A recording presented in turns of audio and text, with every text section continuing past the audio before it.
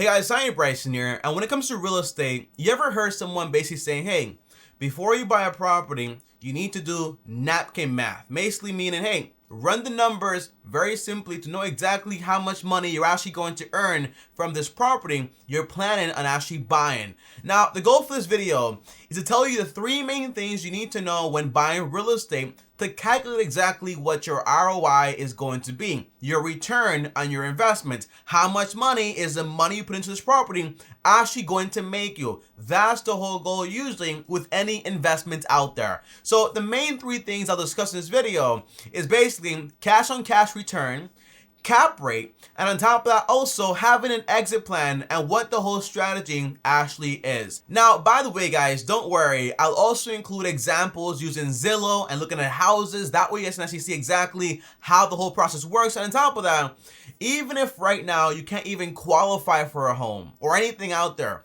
it's always important to understand exactly how the game works before you get into the game. That way, when you do get into the game, you're not scrambling around trying to figure out exactly how things work. And before you know it, you land yourself into a very big pile of mess. You guys know what I was going to say there, but I won't say it for the dignity of this channel. Now, if you guys are new here, I post videos every single day, so you should also subscribe and hit the bell to get notified. And on top of that, also destroying the like button. Now, the very first thing is this, guys, okay? Tommy, what exactly is cash on cash return, and how do I calculate it, and how does it work when I'm going out there and buying a property? Now, as you guys know, first of all, it's all about, hey, ROI.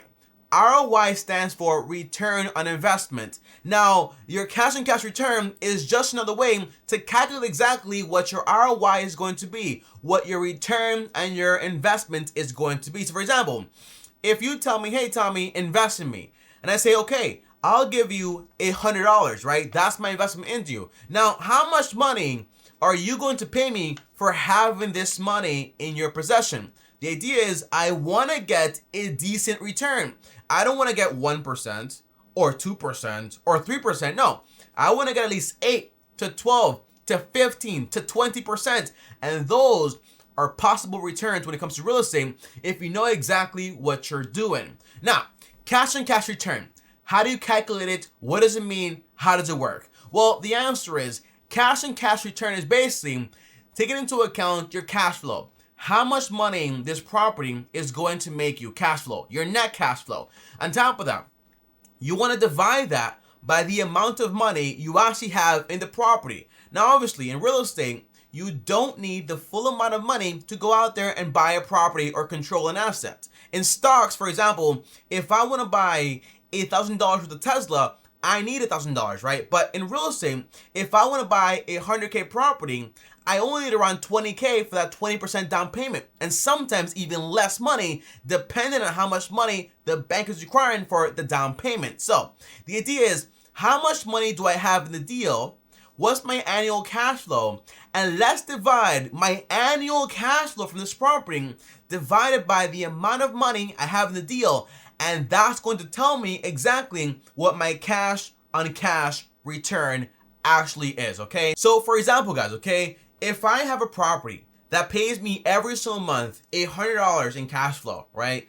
And I want to know what it is annually, well, multiply this number by 12. So by 12, I'm making $1,200 every single year, divided by the amount of money I have in the property. In this case, let's just say $15,000. Well, divided by $15,000, and that'll tell me exactly what my cash on cash return is. In this case, it is 0.08%. Multiplied by 100, don't get scared by the way, and tells you, hey, my cash on cash return is 8%. That's the entire idea. I'm making 8% of my money in this investment. Is that good? The answer is yes, it's pretty good. Making 8% is good. Now 10 to 12% is great. And then 15 to 20% is awesome, obviously, okay? The more money you earn on your money, the better it's going to be. Meaning, for every dollar I invest, I'm getting back 8 cents every single year. That's the idea, okay? It might not sound like a lot, but it compounds and compounds, and it adds up to more and more money in the future. That's awesome, okay? Now, let's use a real example going into Zillow and looking at a property, because I know for a fact a lot of you guys go on Zillow just like I do and look at properties and want to know exactly, well, all right, Tommy, let's calculate this fully. how much money can I make from this property right here? So let's dive into Zillow and show you a property I found in Tampa, Florida. Okay, again, this is an example. Don't take this advice and go out there and say, hey, you know what, Tommy, I'm gonna buy that exact same house and do that exact same thing. The answer is take it easy and learn how to look at properties. That's the entire thing here. So in this case, guys, okay, this property right here, I found it in Tampa, right? And the cool thing about Zillow is it gives you all the information you need. Now, this property is going for $180,000. Now, one thing I love to do is basically, obviously, I want to look at the property, see exactly how it is, good condition, just been remodeled. Obviously, it looks fresh, looks nice, right? But the answer is I always want to look at the property's information and know exactly how much it sold for in the past. So in the past, this property sold for $60,000 back in 2020, meaning this guy or this girl or whatever it is trying to make $120,000, okay, in profit. Now, if I go, for example, I do this all the time, by the way, if I just go ahead and highlight this right here, its address, and click search on Google, well, it'll show me exactly what the property looked like before the guy actually bought it. In this case, the property looked like absolute trash. Well, not absolute trash, but obviously it was not in the best condition, okay? By the way, this was back in 2019. It actually looked like this. But if I go back all the way back to 2007 here, it'll show me basically the property was back at mint condition back in 2007, but something happened that caused the property to be put to shambles in 2019. And by the way, 2007, that's 3 years plus 9, that's 12 years of property ownership, and it made the property look like this. Look at this. The roof, not that great. The property just looks dirty and kind of like abandoned. The grass is not even cut. Just like kind of like lousy, if you ask me, okay? So at least I know that information right there. But the idea is to get the cash on cash return, what we want to do is calculate exactly how much money this property is actually going to make us. Now, the good thing is basically Zillow tells us all the information we need. For example, what's our mortgage going to be with a 20% down payment? On top of that, what our property taxes are going to be, home insurance, and so on and so on. In this case, okay, guys, if I'm buying this property and putting down 20%, the answer is I'm going to put down $35,980. So the property costs $179,000 or $180K, but I'm putting down only of my cash $35,980 according to right here on Zillow. Okay, now what other information am I going to need here? Well, obviously, we know the property value, according to the seller, that's not the value or the appraisal, is $179,900. Okay, that's what we know. On top of that, we're gonna be in this deal for around $35,000 plus a little more, right? That's the big number right here. How much are we in this deal for? Now, we gotta calculate exactly what our rents are going to be minus all of our expenses, so we can actually get exactly what our cash flow is going to be, to then calculate exactly what our cash on cash return is going to be overall. Okay, now this is the fun part. Sometimes when you go on Zillow, it will not tell you what the estimate is for this property when it comes to rent. Usually it's supposed to tell you. However, if you go on Google and type in Zillow rent estimator, it'll take you to this website and you plug in the address and it'll tell you exactly what a property like this should actually go ahead and rent for. 3 bedrooms, 2 bath in this area, getting around $1,300 is going to be okay. That is a good rent to go ahead and ask for. Now, if you ask for example, 1% of the property value, obviously you're not going to rent it out because basically that's not what the going rent in the area actually is. And that's why following rule of thumb is like, hey, make sure you rent it for 1% of the property value every single month. Sometimes that's not going to work depending on the area. You got a property, costs $1 million. Who the heck is going to pay you $10,000 a month to actually live there? Depending on the area, obviously, but usually you got to go out there and look at the neighborhood and see exactly what the going estimate rent actually is. So we know for a fact we're going to make $1,300 when it comes to renting this property. On top of that, we have a lot of expenses we need to deduct here. So minus taxes are going to be $159 according to Zillow. On top of that, insurance is going to be around $63 according to Zillow also. Maintenance for the property. Things break all the time. You might have a leaky pipe here and there. Although the property is in good condition, let's set aside $50 to $75 for the entire maintenance of this property. Let's go 75. Higher is always better. That way you have extra cash in case anything does happen. On top of that, you also have management.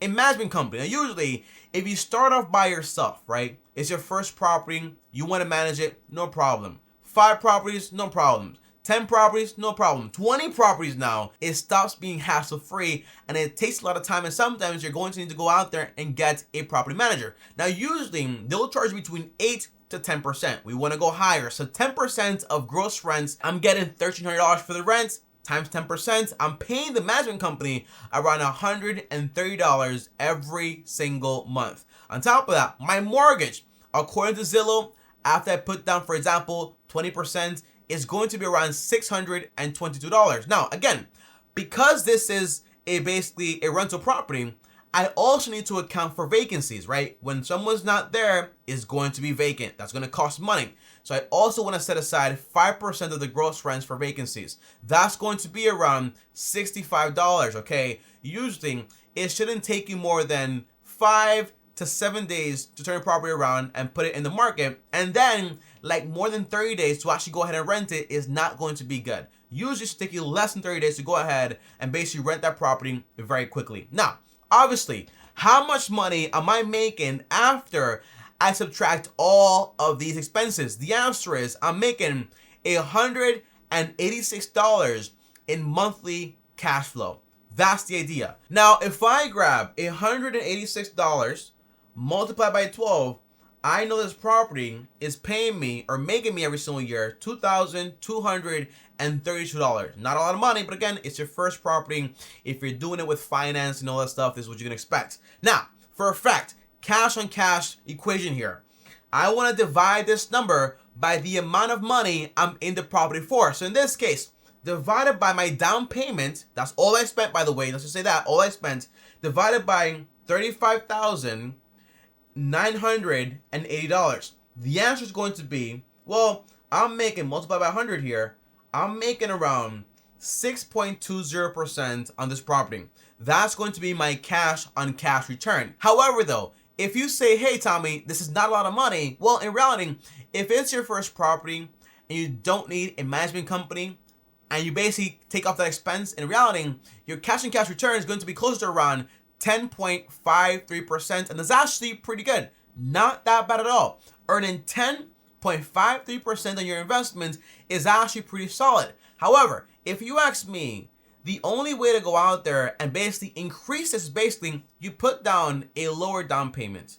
You basically get another property to make sure you can actually find a property that makes more sense financially. Or on top of that, you try to lower the expenses. So in this case, okay, instead of going out there and saying, hey, I'm gonna set aside for maintenance this much and for vacancies this much, instead of doing that, what you could do is say, hey, I know vacancies is not gonna take me more than a month and a half to turn around the property. Well, just save a month and a half worth of rent. That way, you're good to go. No more monthly costs on that. On top of that, maintenance. I know it might cost me around 2% of the property value every single year. So just grab that money, set it aside, and boom, you're done with that also. Now, your cash flow is going to increase, although the money you have on the side is also going to increase also. But it's better to be secure than to be worried about not having enough money when the time actually comes. So that's basically how you get cash on cash return. What's my annual cash flow? Divided by how much money I have in the property. That's the entire idea. But sometimes, obviously, it can get a little bit more complicated. Because basically, hey, I put down this much, but basically closing cost was this much. On top of that, I fixed this much on the property. So all that stuff divided by my cash flow, or my cash flow divided by that stuff, is going to tell me exactly what my entire cash on cash return actually is. That's the entire idea, guys, okay? By the way, everything I say here is going to be down below in the description. That we know exactly how to go out there and study this and do it for examples on Zillow if you want to do it also, okay? Now, the second way to calculate ROI is cap rate. Now, tell me, this is going to take a long time. The answer is no, because basically all you're going to do is add back the cost of the mortgage, okay? Because basically in this case with a cap rate, you're not actually going to be out there financing anything. So instead of basically saying, hey, I'm going to put down 20%, no. You're going to buy this property for cash. So $179,900, you're gonna buy that for cash. And your job is to figure out exactly how hard is my money working? How much money is my money going to make me? That is your entire job right here. So how do you figure this out? The answer is, well, same expenses, same everything. However, the mortgage now is $0. So what is going to be my monthly cash flow? In this case, it's going to be obviously a lot higher, right? It's going to be around $808, right? That's the whole idea here, because basically we're adding back the mortgage. On top of that, multiplied by 12, because the annual, well, multiplied by 12, that means we're making around $9,696 a year. Now, what you need to know is this, okay?